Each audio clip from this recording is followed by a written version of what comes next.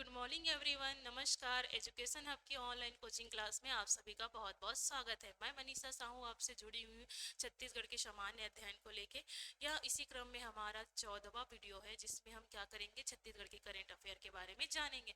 इसलिए पिछली कक्षाओं में हमने छत्तीसगढ़ के अपवाह तंत्र के बारे में देखा था, जिसमें हमने संपूर्ण रूप से सरल रूप से अपवाह तंत्र के बारे में, छत्तीसगढ़ की नदियों के बारे में पढ़ा था। ठीक है, आज की इस कक्षा में हम छत्तीसगढ़ के करेंट अफेयर के बारे में पढ़ेंगे जो हमारे सभी आगामी परीक्षाओं के लिए अत्यंत ही महत्वपूर्ण है। जैसे कि एडीओ का पेपर होने वाला है अभी, एडीओ, एडीआई, आरआई, इन सभी के लिए ये जो टॉपिक होगा अत्यंत ही महत्वपूर्ण होगा। ठीक है, तो आज हम अपना कक्षा शुरू करते हैं ज्ञानपीठ पुरस्कार के साथ ही। ठीक है, तो हम सबसे पहले समझ लेते हैं कि ज्ञानपीठ पुरस्कार क्या है, कैसा है और इसकी स्थापना कब की गई थी। तो ज्ञानपीठ पुरस्कार जो है साहित्य के क्षेत्र में दिए जाने वाला सर्वोच्च सम्मान है। ठीक है, इसकी स्थापना 1961 में की गई थी और पहला सम्मान 1965 में दिया गया था। ठीक है, तो यह कितनी भाषाओं में दी जाती है, तो ज्ञानपीठ पुरस्कार जो है कुल 22 भाषाओं में प्रारंभ में दी जाती थी। 2013 से यह अंग्रेजी भाषा में भी देना प्रारंभ किया गया है। ठीक है, तो कितनी भाषाओं में दी जाती है, तो संविधान के 8वीं अनुसूची में शामिल कुल 22 भाषाओं में ज्ञानपीठ पुरस्कार दी जाती है। वर्तमान में यह कुल 23 भाषाओं में ज्ञानपीठ पुरस्कार दिया जा रहा है, क्योंकि 2013 से अंग्रेजी भाषा में भी दिए जाने की घोषणा की गई है। ठीक है, तो हम देखते हैं कि पहला ज्ञानपीठ पुरस्कार किसे दिया गया था। तो पहला ज्ञानपीठ पुरस्कार जीएस गुरूप जी को दिया गया था। किस क्षेत्र में दिया गया था, कौन से कवि थे, कौन सी भाषा के, तो ये मलयाली भाषा के थे। ठीक है, उसी प्रकार देखेंगे पहली महिला कौन थी, पहला महिला थी आशापूर्णा देवी जी, जो कि बांग्ला भाषा की कवियत्री थी। अब इसी क्रम में देखें कि हिंदी भाषा में प्राप्त करने वाले पहले कवि कौन थे, तो सुमित्रा नंदन पंत जी थे। ठीक है, उसके बाद देखेंगे कि 2019 में पहली बार अंग्रेजी भाषा के लिए ज्ञानपीठ पुरस्कार दिया गया था अमिताभ घोष जी को। ठीक है, इतना बात आप सबको समझ में आ गया। किसे दिया गया था, अमिताभ घोष जी को दिया गया था अंग्रेजी भाषा के लिए पहली बार ज्ञानपीठ पुरस्कार। और 2023-24 में दो व्यक्तियों को दिया गया था जो काफी चर्चित थे। कौन कौन थे, रामभद्राचार्य जी संस्कृत भाषा के लिए दिया गया था, और गुलजार साहब जिन्हें उर्दू भाषा के लिए ज्ञानपीठ पुरस्कार दी गई थी। ठीक है, अब हम इसके बारे में चर्चा क्यों कर रहे हैं, तो इसके बारे में चर्चा कर रहे हैं कि छत्तीसगढ़ के पहले व्यक्ति विनोद कुमार शुक्ल जी को ज्ञानपीठ पुरस्कार के लिए नामित किया गया है। ठीक है, इसकी घोषणा की गई है 2025 में ज्ञानपीठ पुरस्कार विनीत कुमार शुक्ल जी को दी जाएगी। ठीक है, तो हम जानते हैं विनोद कुमार शुक्ल जी के बारे में।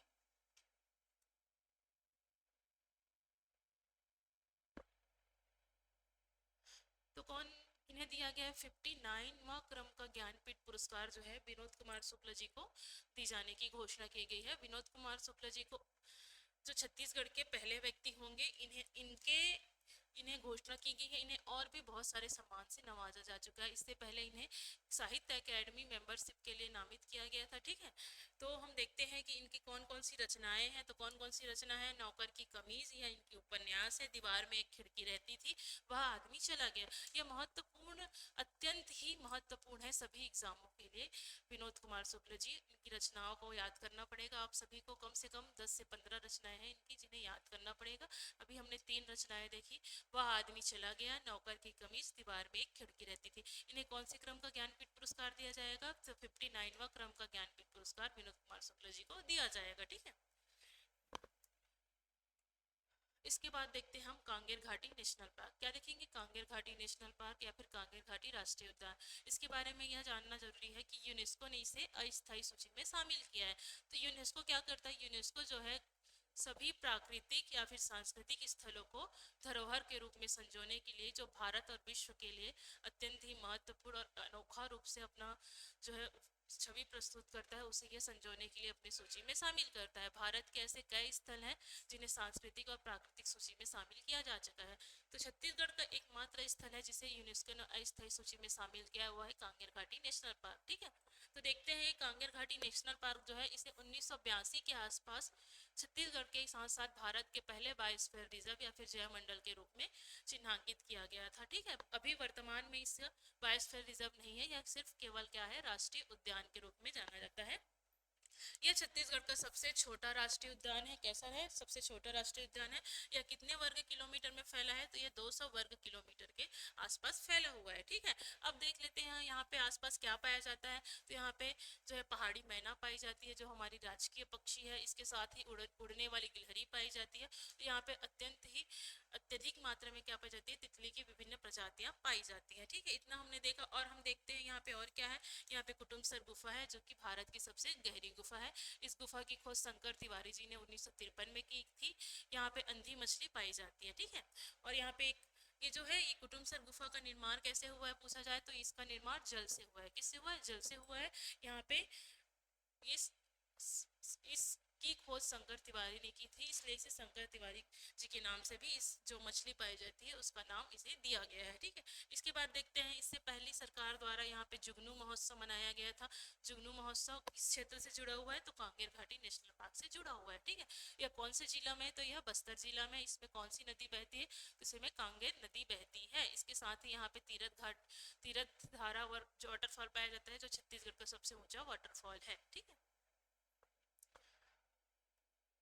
इसके बाद देखते हैं हम लोग निराई माता। क्या देखते हैं, निराई माता। निराई माता क्यों चर्चा में थी, क्योंकि ये जो माता रानी का मंदिर है, ये चैत्र नवरात्रि में ही खुलता है। ठीक है, और इसमें केवल और केवल पुरुषों द्वारा ही पूजा की जाती है। यह सोंढूर और पैरी नदी के संगम में गरियाबंद जिले में स्थित है। ठीक है, तो हमने देखा क्या, निराई माता के बारे में देखा। उसके बाद हम देखते हैं राजभाषा आयोग। ठीक है, तो छत्तीसगढ़ राजभाषा आयोग के बारे में जानना क्या जरूरी है। छत्तीसगढ़ राजभाषा आयोग के बारे में जानना जरूरी है। राजभाषा आयोग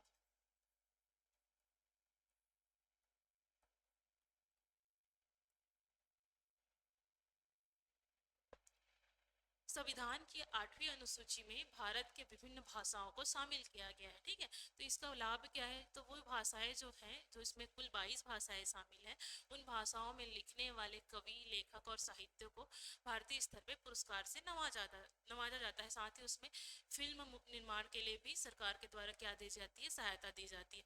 तो ऐसे ही हमारी छत्तीसगढ़ी भाषा को 8वीं अनुसूची में शामिल करवाने के लिए राजभाषा आयोग की स्थापना सन 2007 में की गई थी। ठीक है, तो राजभाषा आयोग की स्थापना क्यों की गई थी, ताकि हम छत्तीसगढ़ी भाषा को क्या कर सके, 22वीं अनुसूची में 8वीं अनुसूची में 22 भाषाओं के साथ शामिल कर सके।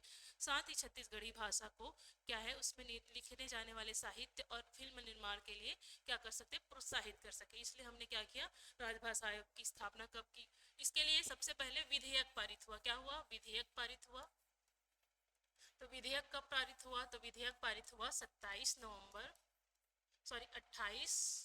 नवंबर सन 2007 को यह जो विधेयक है पारित हुआ। ठीक है, हमारे विधानमंडल द्वारा, विधानसभा द्वारा एक विधेयक पारित किया गया 28 नवंबर सन 2007 को।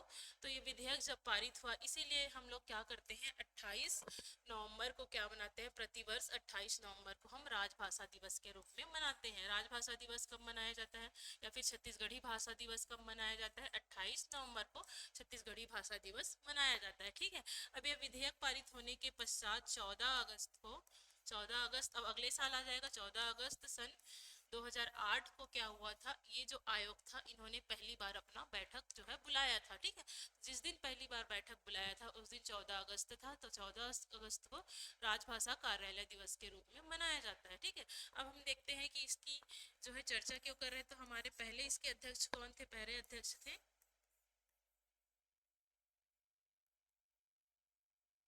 हमारे राजभाषा आयोग के पहले अध्यक्ष,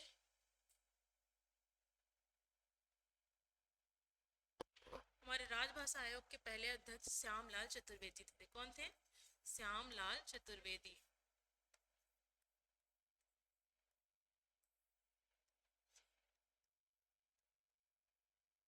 तो पूछा जाए कि अगर राजभाषा आयोग के पहले अध्यक्ष कौन थे, तो पहले अध्यक्ष श्यामलाल चतुर्वेदी थे। इन्हें पद्मश्री से भी सम्मानित किया जा चुका है। ठीक है, ये साहित्यकार थे। तो हम इसके वर्तमान में क्यों पढ़ रहे हैं, वर्तमान में इसलिए हम पढ़ रहे हैं क्योंकि राजभाषा आयोग का 1 से 2 मार्च 2025 के बीच 8वां सम्मेलन रायपुर में आयोजित किया गया था। तो पूछा जाता है कि राजभाषा आयोग का सम्मेलन कहाँ हुआ है, तो वर्तमान में राजभाषा आयोग का सम्मेलन रायपुर में हुआ है। ठीक है, ये अलग अलग जगहों पे होता है। तो हम लोग यहाँ पे क्या देखें, राजभाषा आयोग की स्थापना कब हुई, राजभाषा दिवस कब मनाया जाता है।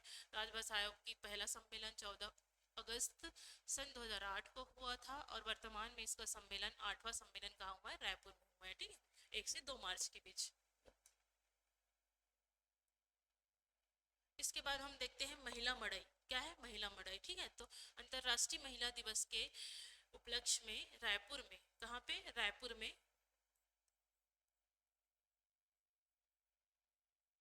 रायपुर में 4 से 8 मार्च के बीच, 4 से 8 मार्च 2025 में, 4 से 8 मार्च 2025 में क्या हुआ था?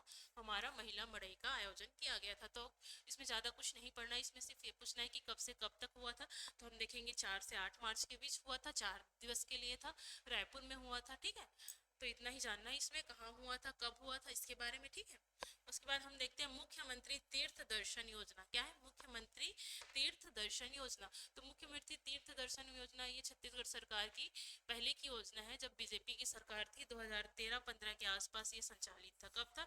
2013 से ये शुरू हुआ था, 2013-2015 के आसपास ये चालू हुआ था। ठीक है, तो क्या हुआ था इसमें?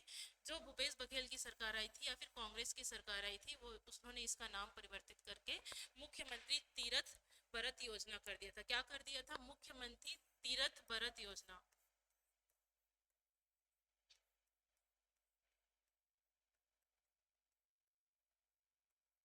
तो जब इसका नाम परिवर्तित किया गया था कांग्रेस सरकार के द्वारा, तो पुनः बीजेपी सरकार ने इसका नाम बदलकर क्या कर दिया? मुख्यमंत्री तीर्थ दर्शन योजना। तो यह पूर्व की योजना है, क्योंकि इसका नाम बदला गया है इसलिए यह यदि इम्पोर्टेंट है। ठीक है, तो हम देखते हैं कि इसमें क्या है। तो वर्तमान में इसका कब घोषणा किया गया? 27 मार्च 2025 को इसका नाम पुनः तीर्थ तीर्थ दर्शन योजना कर दिया गया था। ठीक है, तो इसमें क्या क्या है उसको देख लेते हैं। तीर्थ दर्शन योजना में, तीर्थ दर्शन योजना में क्या होगा? जो 19 स्थल है, कितने स्थल हैं? 19 स्थलों, जो कि कहाँ है? छत्तीसगढ़ से बाहर, छत्तीसगढ़ राज्य से बाहर, छत्तीसगढ़ राज्य से बाहर स्थित 19 स्थलों में छत्तीसगढ़ के निवासियों को, कैसे, किनको? छत्तीसगढ़ के स्थायी निवासियों को, छत्तीसगढ़ के जो निवासी हैं, इन्हें राज्य सरकार के द्वारा ले जाया जाएगा। ठीक है, दर्शन के लिए 19 स्थलों को। तो इसके लाभार्थी कौन होंगे? तो लाभार्थी होंगे इसके छत्तीसगढ़ के निवासी। ठीक है, 60 वर्ष से अधिक, 60 वर्ष से अधिक के क्या? वरिष्ठ नागरिक। कौन होंगे? वरिष्ठ नागरिक। ऐसे दिव्यांग 18 वर्ष अधिक, 18 वर्ष से अधिक के दिव्यांग। ठीक है, जो जाने में क्या हो? सक्षम हो। 18 वर्ष से अधिक के क्या? दिव्यांग, विधवा एवं परित्यक्त महिला, विधवा एवं परित्यक्त महिला। ठीक है,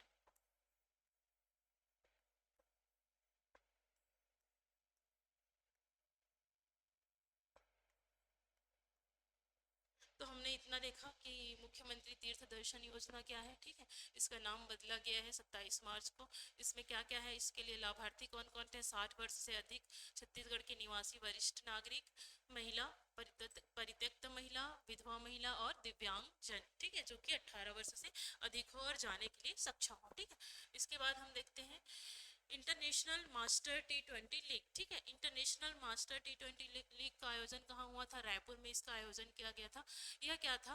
जो जितने भी जो क्रिकेटर्स हैं, जो कि क्रिकेट से क्या ले लिए हैं? संन्यास ले लिए हैं। ठीक है, तो उन्हीं को टीम बनाकर क्या किया जाता है? क्रिकेट खेला जाता है। ठीक है, तो इसका आयोजन कहाँ पे हुआ था? इस T20 लीग का आयोजन जो है 22 फरवरी से लेके 16 मार्च को रायपुर में हुआ था। कहाँ हुआ था? रायपुर में इसका आयोजन हुआ था। इंटरनेशनल मास्टर लीग T20 का आयोजन कहाँ हुआ था? रायपुर में हुआ था। कब से कब तक हुआ था? तो 22 फरवरी से 16 मार्च के बीच हुआ था। ठीक है, तो इसमें कितनी टीम थी? तो कुल 16 टीम थी। कितनी टीम थी?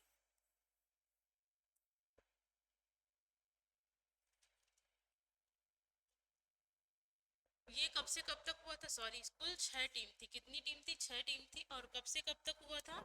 तो 22 फरवरी से 16 मार्च के बीच जो है यह लीग T20 लीग जो है आयोजित की गई थी। इसमें कुल कितने टीम थे? 6 टीम थी। ठीक है, फाइनल किसके किसके बीच खेला गया है? तो फाइनल किसके किसके बीच खेला गया है? इंडिया और वेस्ट इंडीज के बीच फाइनल खेला गया है। इंडिया और वेस्ट इंडीज के बीच फाइनल खेला गया है। ठीक है, तो इसमें विजेता कौन रहे? तो इसमें विजेता इंडिया रही। कौन थी? इंडिया थी। भारत इसमें विजेता रही। भारत टीम का कप्तान कौन था? सचिन तेंदुलकर जी थे। ठीक है, तो इतना हमने देखा इंटरनेशनल T20 के बारे में, जिसका आयोजन कब से कब हुआ था? 22 फरवरी से 16 मार्च के बीच रायपुर में खेला गया था। ठीक है, इसमें जो है भारत ने जीत हासिल की है। भारत टीम के जो है कप्तान कौन थे? सचिन तेंदुलकर जी थे। ठीक है, इसमें कुल 6 टीम ने हिस्सा लिया था। उसके बाद देखते हैं कुनकुरी नेचुरल कैंप। ठीक है, या फिर Kunkuri nature camp. Kunkuri nature camp कहाँ स्थित है? तो यह जसपुर में स्थित है। कहाँ स्थित है? जसपुर में स्थित है।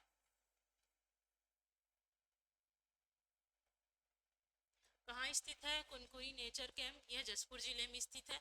इसी का उद्घाटन किसने किया है? हमारे मुख्यमंत्री के द्वारा, मुख्यमंत्री जी के द्वारा इसका क्या किया गया है? इसका उद्घाटन किया गया है। ठीक है, इसी दिन 3 सर्किट की घोषणा की गई है। ठीक है, 3 तरीके के सर्किट के निर्माण की घोषणा की गई है। सर्किट निर्माण की घोषणा की गई। कौन कौन से 3 सर्किट निर्माण है?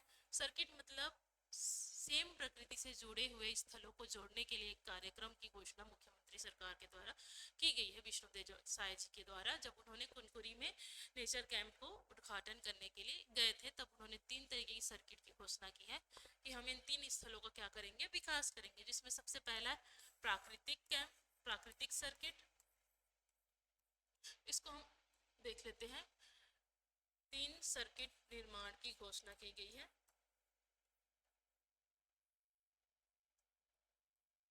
कौन कौन से 3 तरीके के सर्किट निर्माण है? ठीक है, तो ये जो है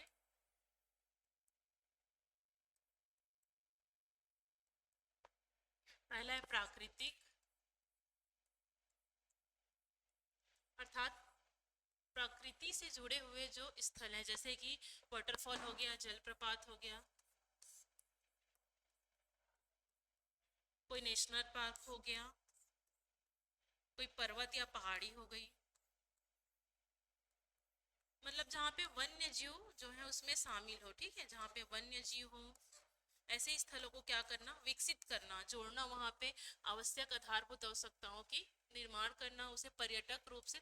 इसका मुख्य उद्देश्य है पर्यटन को बढ़ावा देना। क्या करना? पर्यटन को बढ़ावा देना। और जैव संरक्षण करना। ठीक है, दूसरा है सांस्कृतिक स्थल, और तीसरा है धार्मिक स्थल। धार्मिक स्थल मतलब ऐसे स्थल जो क्या है किसी विशेष प्रकार के ऐतिहासिक रूप से जुड़े हो, जैसे कि रतनपुर हो गया है ना, रतनपुर का महामाया मंदिर हो गया, हमारा दंतेश्वरी मंदिर हो गया, सिरपुर हो गया। ऐसे बहुत सारे स्थल हैं जिनको क्या करेंगे? एक सर्किट के रूप से विकसित करेंगे। वहाँ पे आधारभूत संरचना जैसे कि सड़क हो गया, जल हो गया, इन सब की आपूर्ति कराना क्या है इसका मुख्य उद्देश्य है। ठीक है, सांस्कृतिक स्थल जैसे कि आदिवासी संस्कृति हो गई है ना, उनके खान पान हो गए, उनके आभूषण हो गए, इन सभी सांस्कृतिक, हमारी जो वेशभूषा है, नृत्य है, गायन है, इन सभी से जुड़े विभिन्न स्थलों का निर्माण करना। हमारे जो व्यंजन है, मतलब जो छत्तीसगढ़ी संस्कृति है उसे संजोना, उसे जो है देश विदेश में उसके लिए प्रचारित करना, ये इसका मुख्य उद्देश्य है। तो ठीक है, इसकी घोषणा कहाँ की गई है? इसकी घोषणा कुनकुरी में की गई है। इसमें मुख्य रूप से 3 तरीके के सर्किट के निर्माण के बारे में बताया गया है। ठीक है, तो आज के क्लास में हमने क्या क्या पढ़ा? आज के क्लास में हमने पढ़ा सबसे पहले ज्ञानपीठ पुरस्कार के बारे में जाना, उसके बाद हमने कांगेर घाटी नेशनल पार्क के बारे में पढ़ा।